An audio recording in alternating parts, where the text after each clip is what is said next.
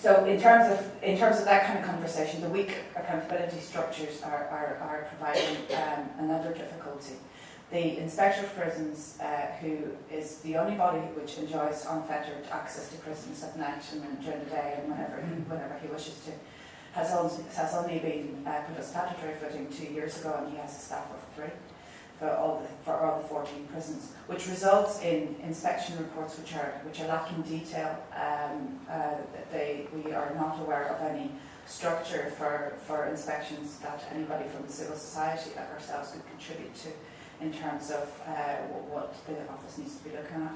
And also there are a lot of kind of issues that are being resolved in between the inspections with his conversations with the Irish Prison Service. So a lot of the difficulties that the system is experiencing are not actually, information about them are not publicly available. It's not publicly available.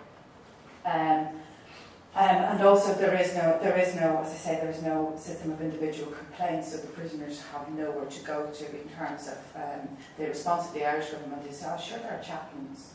The chaplains are visiting committees, and you know, we have the inspector, and they can always ring the minister. You know, good luck to anybody who's trying to do that.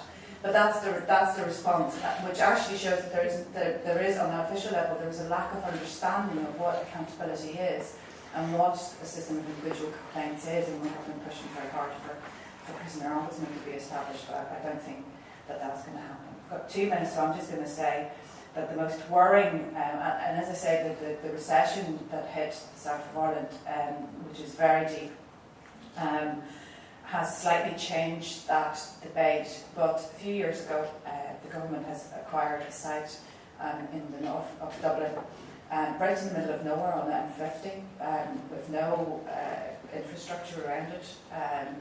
Acquired a site for 40-odd million, and they're planning to build a first Irish super prison on that site.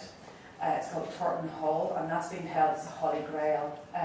First of all, to deal with overcrowding. We hear that in the recent event, the director of the prison service said publicly, so I can quote him. He said publicly, there are those organisations who are talking to us that we are in those bad conditions, and they're also against building Thornton Hall.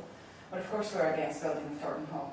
It's not about prison conditions, it's about expanding the capacity of the system. Which we fundamentally disagree with. But this is going to be the first prison that is going to hold 2,200. So if you think about the current capacity of one, of the biggest one being about 500, that's more than quadrupled. And it's also going to be a mixed site, which is going to hold women and men and young men of very different, of all sorts of security regimes, which is problematic in itself. And one of the I always fear to say good prisons are good examples of a good centre, a DOCA centre for women, which has all sorts of problems because of overcrowding.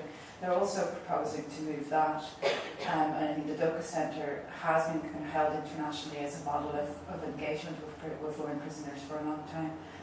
They're also talking about moving that out of Dublin, which is going to have very drastic consequences to families in particular. The only one thing, the last thing I'm going to say is that there's obviously another difficulty, which is 30% of prisoners are still slopping out in the system in terms of just physical conditions. But there is also the penal expansionism in terms of providing new spaces, the 2,200, very often comes with no facilities. So we ended up with a system that is holding people, but there is no engagement. There's no education facilities that go with it.